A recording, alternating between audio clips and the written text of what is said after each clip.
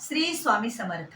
स्वामी मार्ग या माझ्या चॅनलवर तुम्हा सर्वांचं खूप खूप मनापासून स्वागत आहे. स्वामी भक्तांनो, बघता बघता मार्गशीर्ष महिना हा संपत आलेला आहे आणि महिलांनो, बघता बघता आपले 4 गुरुवार लक्ष्मी मातेचं व्रत उद्या पूर्ण होणार आहे. उद्या हा शेवटचा मार्गशीर्ष महिन्यातला लक्ष्मी व्रताचा गुरुवार, शेवटचा गुरुवार म्हटलं तर लक्ष्मी मातेच्या उद्दीपनाचा हा दिवस. पण उद्या एकादशी आलेली आहे. मग एकादशी म्हटलं तर आपण नैवेद्य कसा दाखवावा, उद्यापन कसं करावं, या सर्व गोष्टीचं निरासन आपण या व्हिडिओच्या माध्यमातून करणार आहोत. त्यामुळे व्हिडिओ हा नक्कीच शेवटपर्यंत बघा, म्हणजे तुमच्या सर्व प्रश्नाची उत्तर तुम्हाला मिळतील. तर उद्या मार्गशीर्ष महिन्यातला शेवटचा गुरुवार आणि त्याबरोबर एकादशी व्रत पण आलेला आहे.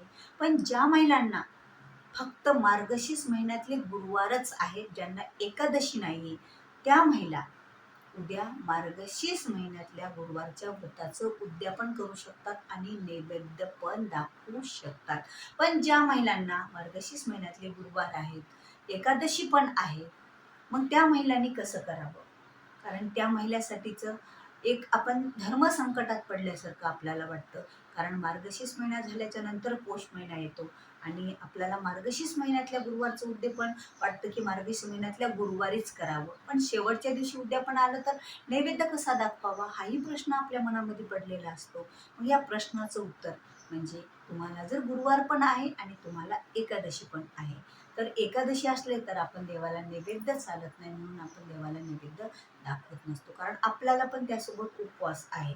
हे सर्व गोष्टी आपल्याला मान्य आहेत. मग आपण त्या गुरुवारी व्रत करावं का? त्या गुरुवारी उद्यापन करावं का? नाही.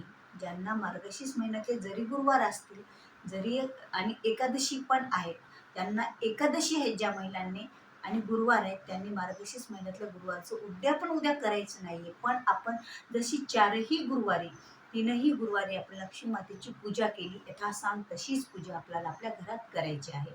मग आपण उद्यापन कधी करायचं? तर बघा, आपल्याला उद्यापन करण्यासाठी पौष महिना सुद्धा खूप चांगला असतो. असा कुठलाच महिना असा नाही की तो महिना वाईट असतो.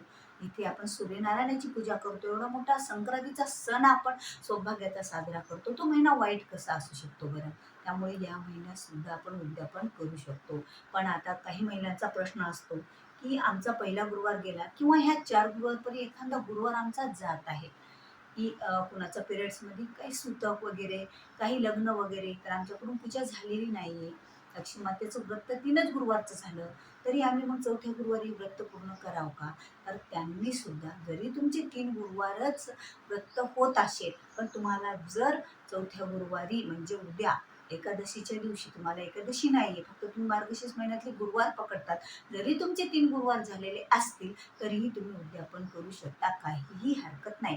कारण तुम्ही उपवास पकडलेलाच असेल, जरी तुम्ही पूजा झाली नसेल तर तुमच्या मनात ती भक्ती दरवळत असेल की माझ्याकडून पूजा लक्ष्मी मातेची राहिलेली आहे, त्यामुळे काहीही हरकत नाही. आपला एखादा गुरुवार गेला तरीही काही हरकत नसतं, पहिला गेला तरी हरकत नाही, दुसरा एखादा गुरुवार तुमच्याकडून पूजा झाली तरी हरकत नाही. आणि तुम्ही जर उद्या पूजा करणार असाल, उद्यापन करत असाल, तुम्हाला एकादशी नसेल तर अवश्य तुम्ही ते उद्यापन करू शकता.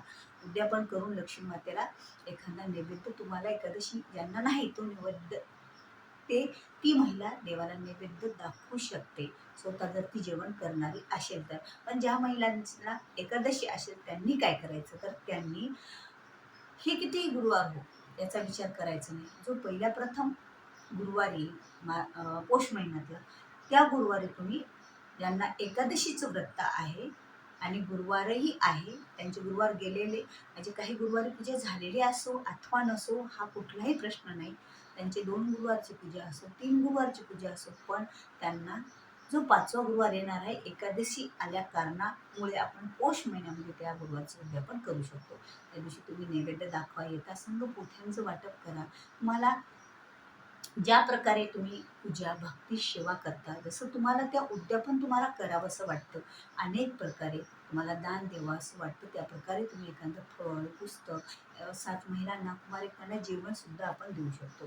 तर यामुळे तुम्ही ज्यांना एकादशी आहेत त्यांनी पौष महिन्यातल्या गुरुवारी सुद्धा पहिल्या आपण लक्ष्मी मातेचं उद्यापन करू शकतो. पण एकादशी आहे उद्या, तरीही तुम्ही लक्ष्मी मातेला आपल्याला एकादशीचा काहीतरी फलाहार हा नैवेद्य दाखवायचा फलाहाराचा. आणि पूजा जशी करायची तशी पूजा, कहाणी, पुस्तकातलं महात्म्य वगैरे हे सर्व काही वाचन करायचे. एखादी महिला आल्या तर त्या महिलेची सुद्धा यथासांग पूजा करायचं, म्हणजे तिला हळदी कुंकू, एखादं काहीतरी दान द्यायचं, तिची ओटी भरायची, एवढं आपण करू शकतो, काही हरकत नाही.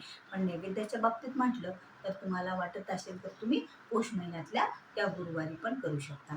आता प्रश्न राहिला आपला की जर आमचा पुढचाही गुरुवार म्हणजे उद्याचाही गुरुवार आम्हाला सुतक सोयरे आहे, काहीतरी आहे अडचण की आमचा उद्याचा पण गुरुवार आमचं उद्यापन होत नाही आणि नंतरचा पौष महिन्यातला पहिला गुरुवार पण आमचं उद्यापन होत नाही, तर तुम्ही पौष महिन्यातला दुसरा गुरुवार घ्या, तिसरा गुरुवार घ्या, काही हरकत नाही.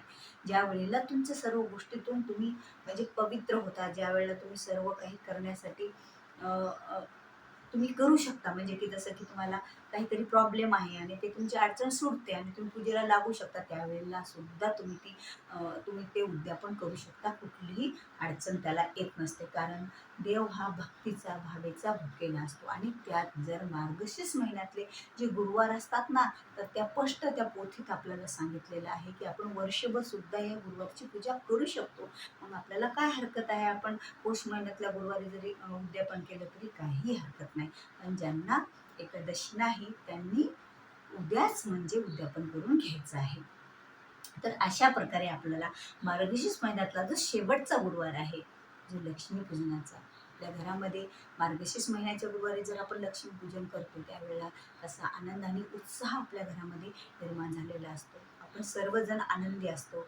सर्वांनी ज्या वेळेला उद्यापन असतं त्या दिवशी आपल्या घरामध्ये कलह, काही कारणावरून भांडणं वगैरे ह्या गोष्टी अजिबात व्हायला नाही पाहिजे. आणि त्याचबरोबर ज्या वेळेला तुम्ही उद्या नैवेद्य दाखवणार आहात, ज्या महिला उद्या उद्यापन करणार आहेत, ज्यांना एकादशी नाहीत, त्या महिला ज्यांना मार्गशीर्ष महिन्यातले गुरुवारच आहेत, त्यांनी काय करायचं आहे, जेवणामध्ये फक्त आपल्याला भाताचा वापर नैवेद्यात करायचा नाही. कारण एकादशीला भाताचा नैवेद्य आणि भात हा वर्ज्य असतो. तांदूळाचा नैवेद्य हा दाखवत नसतात देवी देवतांना, म्हणून ही एक वस्तू आपल्याला नैवेद्यात दाखवायची नाही एकादशीच्या दिवशी आल्या कारणामुळे. मग तुम्ही पोळी, चपाती जे तो आपल्याकडं काय एखादा गोड पदार्थ, सर्व काही मग आपण जे पदार्थ नैवेद्यासाठी करणार आहोत ते करा. पण भात एकादशीला आपण स्वतः पण खायचा नसतो, त्यामुळे देवाला सुद्धा त्याचा नैवेद्य हा चालत नाही. तर व्हिडिओ आवडल्यास व्हिडिओला लाईक करा, शेअर करा. चॅनलवर जर नवीन असाल तर चॅनलला नक्की सबस्क्राईब करा, कारण असेच नवीन नवीन व्हिडिओ ही तुमच्यापर्यंत लवकरात लवकर पोहोचतील. तर भेटूया पुन्हा असेच एका नवीन माहितीपूर्ण व्हिडिओसोबत. तोपर्यंत बोलत राहा. श्री स्वामी समर्थ. जय जय स्वामी समर्थ. लक्ष्मी माता की जय.